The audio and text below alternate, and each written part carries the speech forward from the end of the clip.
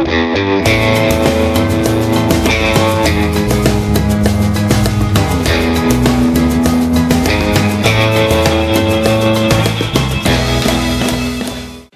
is this thing on? Hello? Hit it again. I think it's on now. Welcome to Hiker Trash Radio, where each week, Doc will drag some colorful characters out of the woods to talk trail and Type 2 fun. If you're aspiring hiker trash, or if you're just looking to understand the hiker trash in your life, look no further. So lace up those boots, gnaw on some jerky, and settle into your 20-mile pace as we fire up the podcast from somewhere deep in the backcountry. It's time to embrace the suck.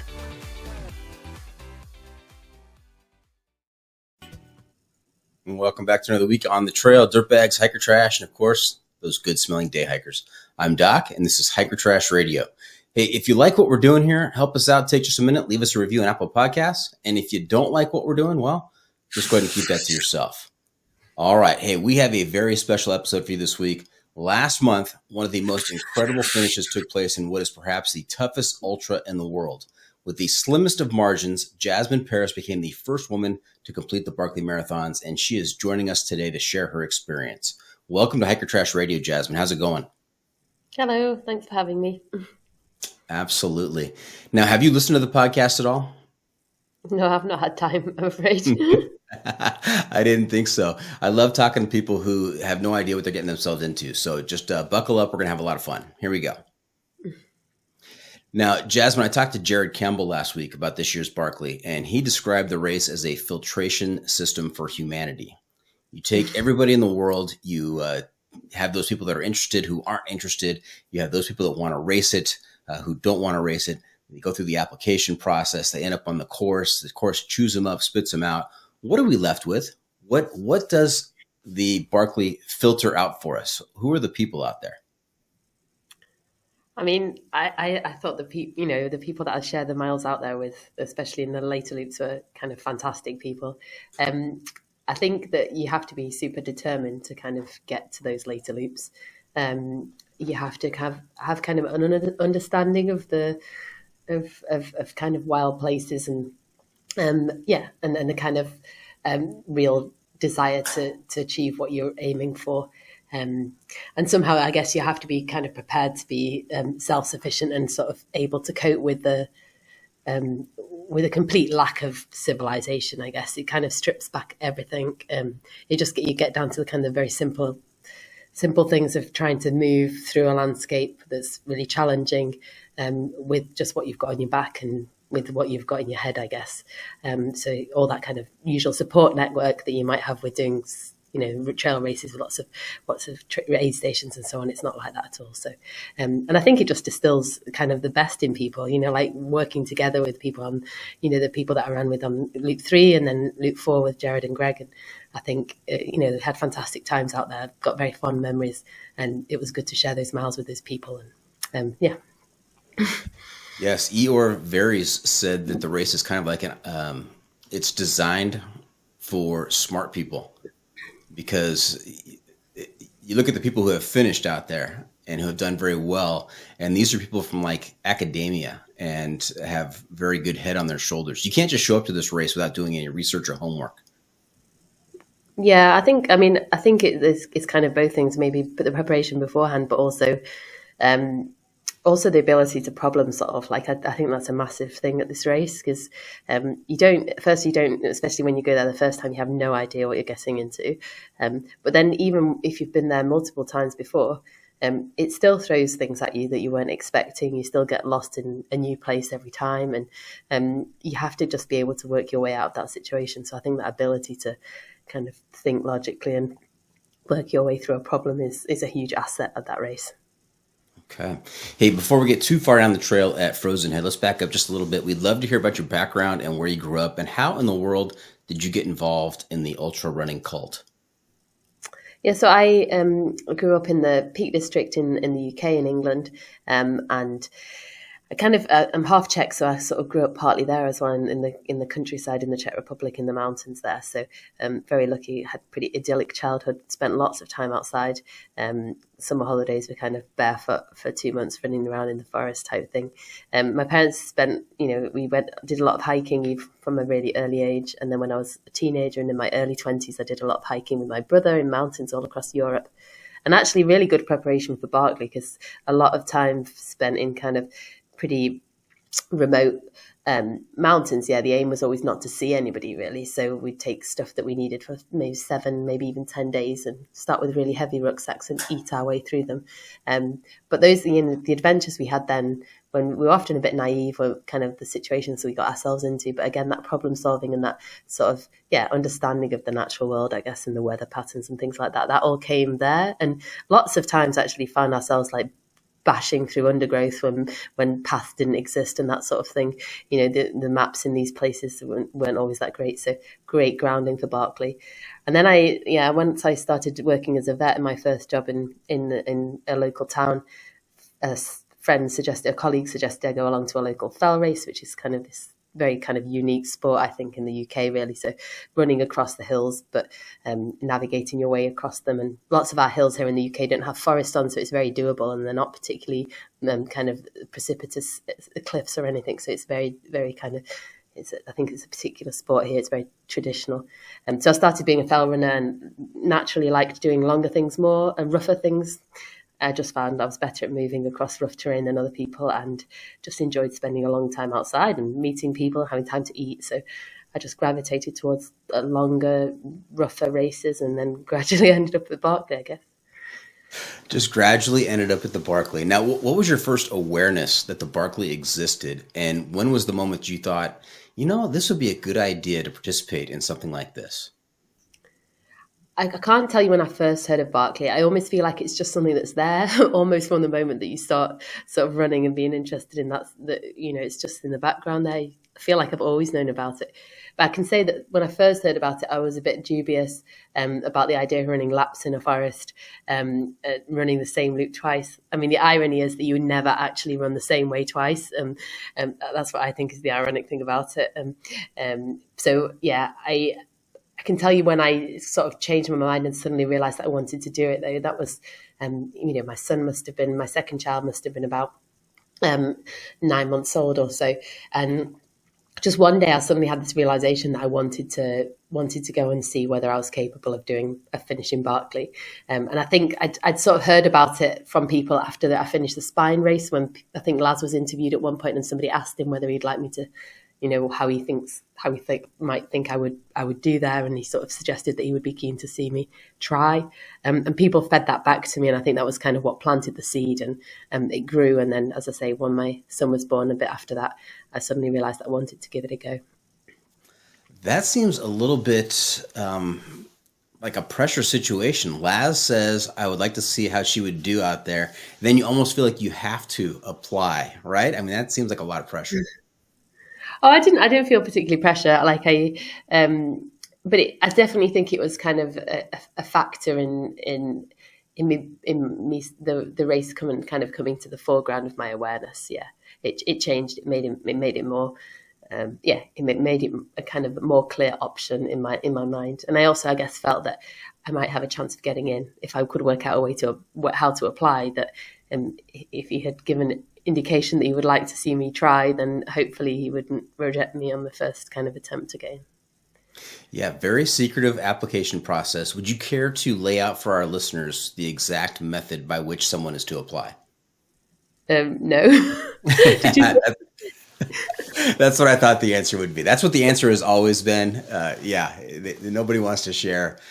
But we have had folks say that if you are really interested, there are some clues out there on the internet that you can follow those breadcrumbs to the application process. So, all right. How many attempts at the Barkley for you so far? This was my third attempt, so third time lucky, yeah.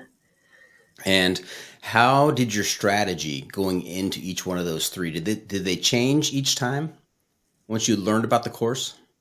Yeah, I mean, you just mentioned one thing. I mean, I learned about the course. So like each year the first 2 years I was there, I did loops on my own. And that was a huge factor in terms of my confidence. I just felt more confidence in the park. It didn't feel as big and scary anymore, even at being out there on my own. I just felt more like I knew where I was going, largely because I made a lot of the mistakes already in the first 2 years that I'd been there. And this year, I was more able to sort of recognise that I was about to make a mistake, or recognise that I already had made a mistake and correct it before it kind of became too much of a disaster. But I guess the kind of thing that changed a little bit, that I could influence, was that I did probably more ascent in my training this year. So I kind of was doing some double sessions with, like, I'd do my standard training run with quite a lot of ascent, and then maybe do a stair climber session in the evening as well. So I was kind of doubling up and generally doing a lot of hill reps, sort of running up the same hill up and down multiple times.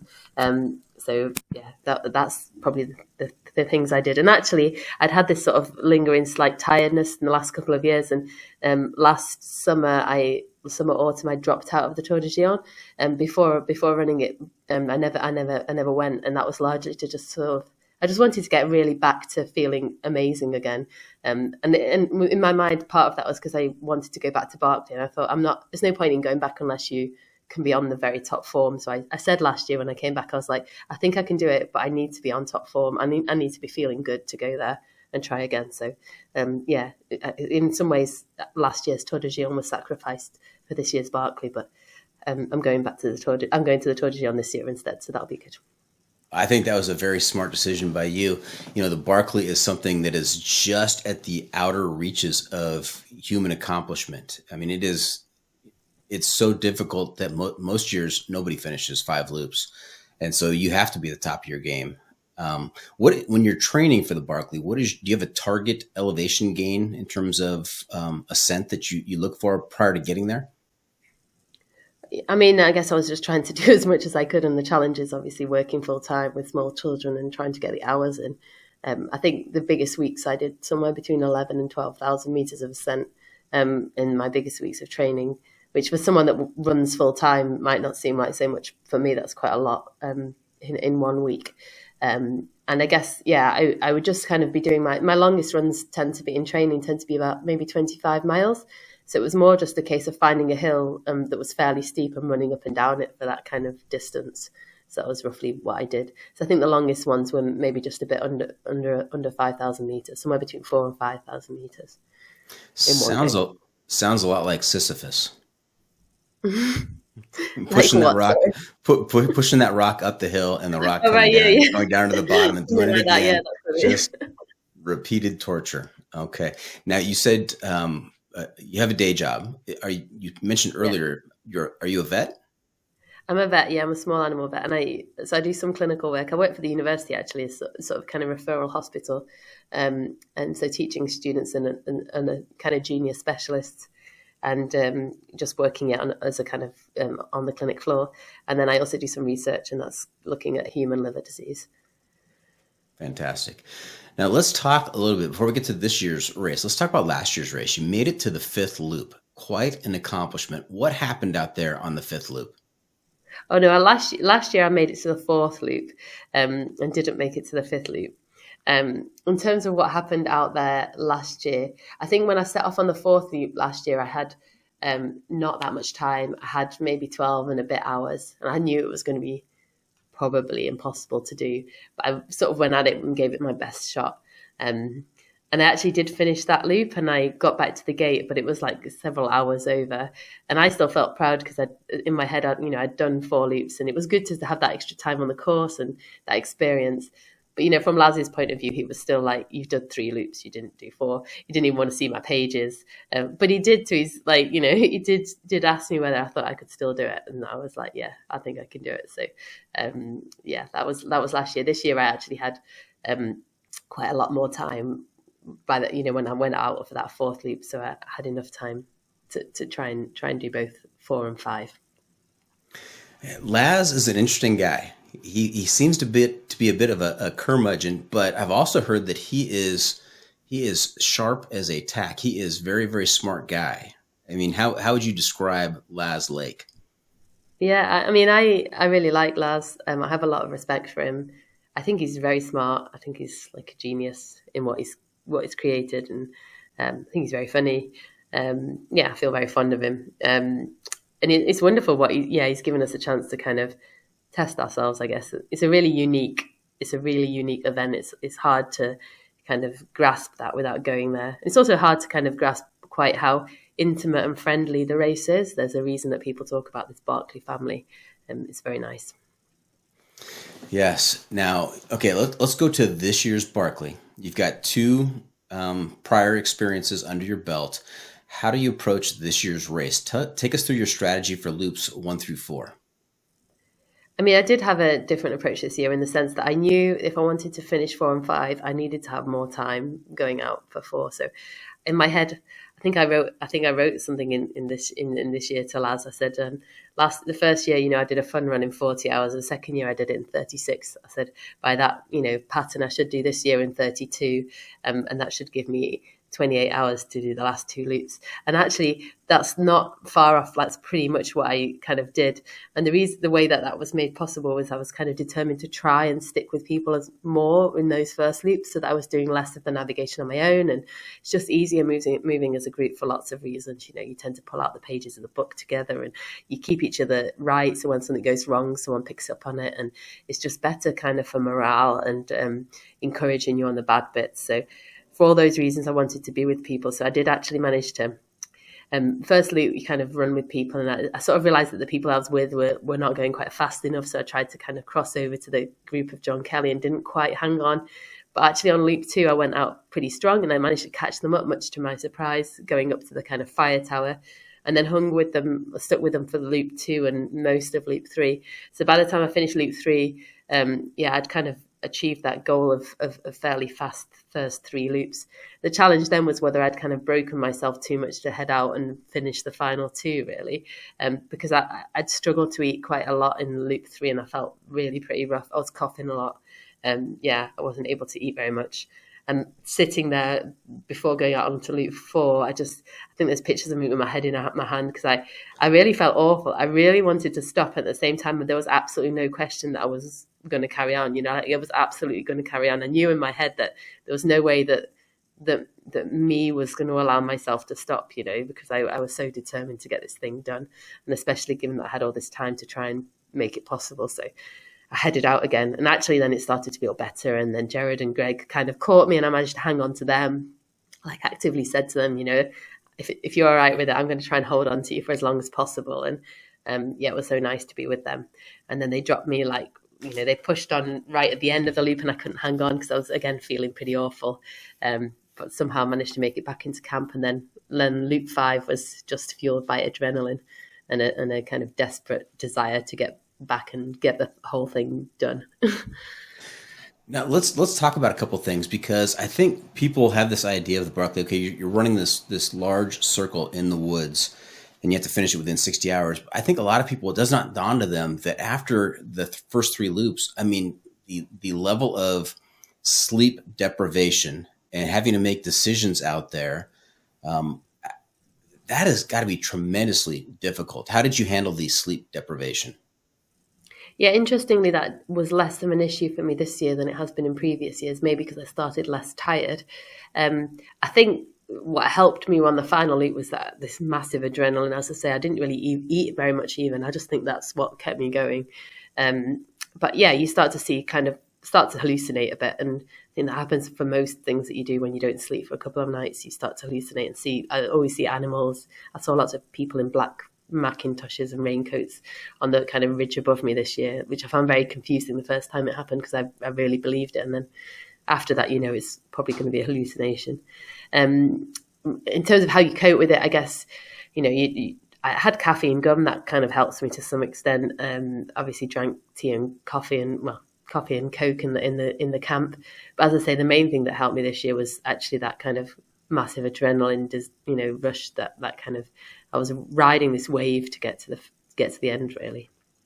Yeah, and I think it's also a special skill to when your body is saying, I don't want to do this, I want to stop, I want to just, give up, that you're able to push on. I think in most people, when their body tells them stop, people stop. Even before their body tells them to stop, people stop. And so to have that ability to push on past what you think your limit is a really powerful skill to have out there. Yeah, absolutely. And actually, that's one, I guess that's large, that's definitely a part of the reason that I do these things. Because there's a kind of, and you come away from it feeling more confident and kind of stronger, and, this kind of, this wave of sort of, that carries you through life as well, going forwards, knowing where you managed to reach, what you managed to reach for at those moments. Okay, let's talk about loop 5, because this was kind of a incredible, the finish was an incredible moment, but take us through loop 5. I know you and Jared Campbell were kind of getting ready to start that loop at the same time, and you chose to go clockwise. How did it go on the loop? Well, I mean, he gave me the option really to go clockwise because he was ready to go, and he came to the gate, and everybody knows it's a bit easier to go clockwise. Just you do the same ascent, but it's just the climbs are easier. And it was so kind of him to offer me that option of going clockwise, and it definitely made the difference, I think, between finishing and not. So I'm forever grateful to him for that. Kind of indicative is what we were talking about before, about the quality of people out there and the type of people out there and the community. Yeah, exactly. Yeah, exactly. That's the community, and that's why we do it, isn't it? That's what we do it for. That's why it's really difficult to replace that sort of experience and this time with these sorts of people in any other way in life, I think. So really special things to think about and look back on. Yeah, so with that kind of massive boost, not only kind of I knew I actually had a chance, but also be kind of like a morale boost of that kind of gesture, that option, that offer to me from Jared. I set off up the first climb, eating my banana, which I did manage to keep down. And I basically was talking to myself. I was like, come on, you can do this. And, this is it now. This is just one more loop. And I was talking to myself quite a lot. And I managed to sort of hold it together and sort of get the nav fairly right, not perfect. I made one kind of significant error, which cost me maybe 15, 20 minutes on that final loop, which I think John Kelly made a similar error at one point as well in that place. That was kind of, I guess, the big problem, because if I'd had those 20 minutes, it wouldn't be quite so close at the end. But it wasn't it was basically when I passed John Kelly coming the other way, and Greg and Jared. It was lovely to see them, and they sort of cheered me on. But I think afterwards they were sort of, or maybe at the time, were thinking she's going to be really tight. I don't think she's going to make it. But I didn't know that. What I did know was that in my head, I still believed it was possible, but I knew it was going to be down to the wire. So I started sort of calculating splits. And I mean, I was telling myself, basically, you need to be running as fast as you were on loop 1. So you need to not run with a limp anymore. Because I'd been limping because of tendinitis, but I was just you need to switch off those signals from your leg to your brain. It's just like nerve signals. You can override that. And so literally I was actively thinking that. But I was also really acutely aware that one error was going to cost me I had no time to make any errors anymore. And there was one point when I almost made an error as well, dropping into kind of this point where you have to drop into the right drawer, as they call it, to find the book. And I had dropped into the wrong drawer, and the next one I found it on. But if it had been another one, I wouldn't have made it. So, super exciting. And I got up to the fire tower, and I think at that point, the people that were there, again, had sort of written off my chances. But I think you can see even from the video, I was really on a roll. I was getting to the finish, and in my head I was there was no doubt about it, I was going to make it. And so I had it all kind of the splits calculated to the minute pretty much of when I needed to be on the tops and when I could get into the valley. And actually in every valley I dipped myself into a stream. I just dipped completely in underneath the water, and then came back out again, because I've always found that really helps to rejuvenate me. I just feel like I can move much more quickly again. So I think it saved me a few minutes on each climb. And in terms of what it cost me maybe 10 seconds, because I didn't take anything off. I just got fully in and out again. I guess I took off my pack because I didn't want my pages to get wet, but everything else I kept on.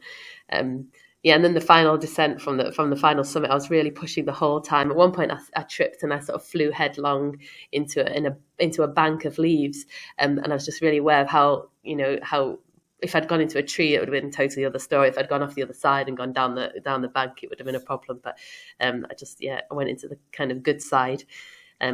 That final descent went on forever, and the minutes were ticking away. And suddenly I was like, I'm really not sure anymore that it's going to be possible. And I got to the flat bit at the bottom, and suddenly I was like, I've got a kilometre and I've got like minutes to do it, and I'm desperate to stop. And yeah, that final kind of climb up to the gate was so intense and like so wonderful in the terms of the support that there was on each side. And it was like sort of, it felt like thousands of people, not just, maybe 100 people that were actually gathered there, but it felt really incredible. But at the same time, for me, it was all just about getting to the gate, and everything in me was screaming, stop, you need to breathe. And I was just like overriding all those signals and almost telling my body, if you can't run this pace, then run faster, So I was like, just sprint and you'll get there faster. And all the time in the back of my mind was this idea at that point that you might finish seconds over and it'd be like a Gary Robbins story again, and you'll have to do it all over again.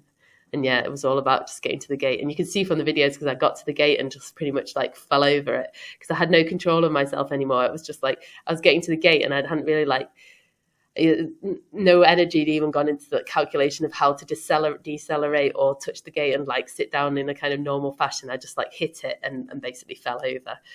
So that shows how kind of spent I was. I honestly left it all out there in a way that I've never done before for anything else race wise. Yeah, there was nothing left in the gas tank. The images of you after touching the gate, iconic. You're just collapsed and nothing left at all.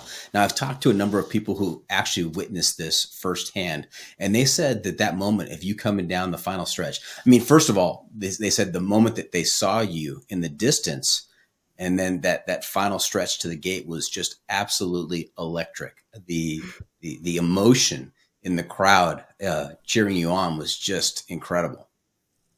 Yeah.